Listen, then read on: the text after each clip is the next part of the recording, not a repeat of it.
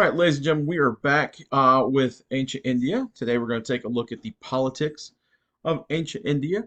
No economics today, just keep it nice and simple, straightforward to the point. There's going to be some names I'm going to butcher in here today, and I apologize for that ahead of time. Again, I'm pronouncing these the best I can, and I'm not so concerned with the pronunciations as long as you understand the ideas behind them. Now, we're starting on page 210, and we're going to go all the way to page 213. We're going to start off first with the Mauryan dynasty. India's princes fought over their small kingdoms for centuries. Then two big invasions taught the Indians a lesson. First, the Persians invaded the Indus Valley in the 500s BC and made it part of the Great Persian Empire. Then, as you've already read, Alexander the Great invaded India in 327 BC. Now, obviously, I know we haven't talked about ancient Greece as of yet, but we'll be getting to them very shortly. So, just keep this in mind. Although Alexander's troops conquered northern India, he did not stay long. His soldiers were homesick and tired and threatened to rebel unless he turned back. The invasion did have one important effect, however. It led to the first great Indian empire. Who built India's first empire? India's first empire was founded by Chandragupta Maurya. Chandragupta was an Indian prince who conquered a large area in the Ganges River Valley soon after Alexander invaded western India. Alexander's invasion weakened many of India's kingdoms.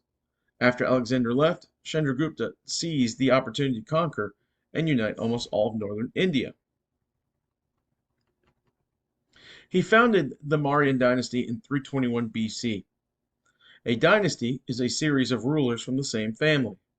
To run his empire, Chandragupta set up a centralized government. In a centralized government, rulers run everything from a capital city. To control everything from his capital, Pataliputra, Chandragupta had to have a strong army. He also needed a good spy system to make sure no one was planning to rebel. Communications were also important, so he set up a postal system. And this is an example we've seen before in a video about stupas. This is an example of one of those stupas from the 200s BC, and it is a shrine.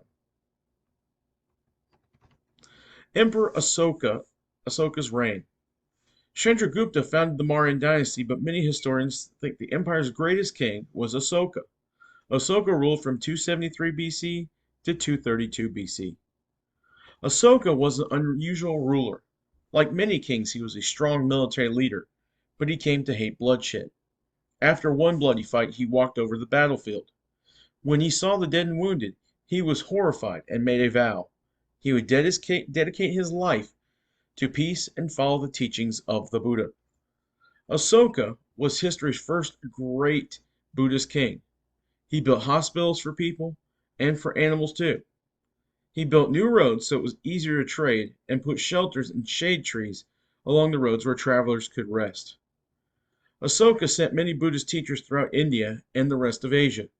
They carried the religion to new believers. In India, laborers carved the Buddha's teachings on stone pillars for people to read. Asoka also had laborers build thousands of stupas. Stupas are Buddhist shrines that have the shape of a dome or mound. You can see that in the picture above.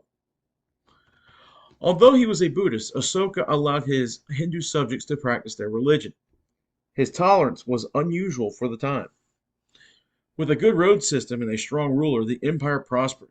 India became the center of a huge trade network that stretched to the Mediterranean Sea. The fall of the Mauryan Empire. Asoka died in 232 BC. Unfortunately, the kings who followed him were not very good leaders, and the empire grew weak. These kings made bad decisions that turned the people against them. They forced merchants to pay heavy taxes and seized peasants' crops for themselves. Things were so bad that in 183 BC, the last Mauryan ruler was killed by his own generals. We'll come back and take a look at that in just a second. The Gupta Empire. Now, the Gupta Empire is going to be important because it reunites much of northern India and did become very wealthy through trade. And you can see the scope of the size of the Gupta Empire to the right in the picture. For 500 years, India had no strong ruler. Once again, small kingdoms fought with one another and made life miserable for their subjects. Then, in AD 320, one prince in the Ganges River Valley grew more powerful than the others. Like an earlier ruler, his name was Chandragupta. This Chandragupta chose to rule from the old capital of the Mauryan Empire, Pataliputra. Chandragupta founded the Gupta dynasty. When he died, his son Samudragupta took over the throne and expanded the Gupta Empire in northern India. Soon the new kingdom dominated almost all of northern India. The Guptas ruled for about 200 years. The Gupta rulers had one advantage over the earlier Mauryan kings. The empire was smaller, and that made it easier to manage. The Gupta Empire grew wealthy from trade. Salt, cloth, and iron were common goods traded in India. Indian merchants also traded with China and with kingdoms in Southeast Asia and the Mediterranean. The Gupta rulers controlled much of the trade and became very wealthy. They owned silver and gold mines and large estates. Trade created jobs for people in India and made many people in cities prosperous. Cities grew up along the trade routes, and many people traveled. Some people, called pilgrims, often used the trade routes to travel to a religious shrine or site. Just as cities today make money from tourism, Indian cities that were famous for their temples became wealthy from visiting pilgrims. Asoka had converted to Buddhism, but the Guptas were Hindus like many of their subjects. They made Hinduism the official religion and gave money to support Hindu scholars and Hindu shrines. The shrines they built to Hindu gods and goddesses inspired Hindus. They often had brightly painted sculptures of images from the Upanishads and other sacred writings. During the Gupta Empire, art and science also began to develop. Earlier, and obviously we're going to get to Greece a little bit later, but earlier we learned that Greece had a golden age of art and learning, and India also had a golden age of art and learning during the Gupta Empire. Now, we're going to go back and take a further look at Asoka.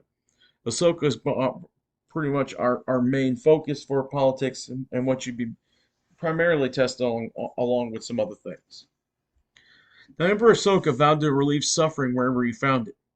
He discovered that Buddhism reflected his new beliefs, so he became a Buddhist.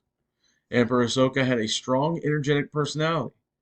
He began preaching the Buddhist ideas that people should be honest, truthful, and nonviolent. He preached that people should live with compassion toward all humans and animals. Asoka taught by example and tried to live his life with little sin and many good deeds. He ordered his government officials to adopt those virtues for their own lives. He also ordered his officials to keep him informed of the needs of the people in his empire. Emperor Asoka regularly visited people in the rural areas of his kingdom and found practical ways to improve their lives. He founded hospitals and supplied medicine. He ordered wells to be dug and trees to be planted along the roads. And those kind of things right there that he did that goes a long way for a leader to gain the love of your people and the respect of your people by them just helping you out. Those that throughout the history of time that didn't help out their people usually ruled by fear. Emperor Asoka, he ruled by compassion. That's what a lot of his subjects loved him for.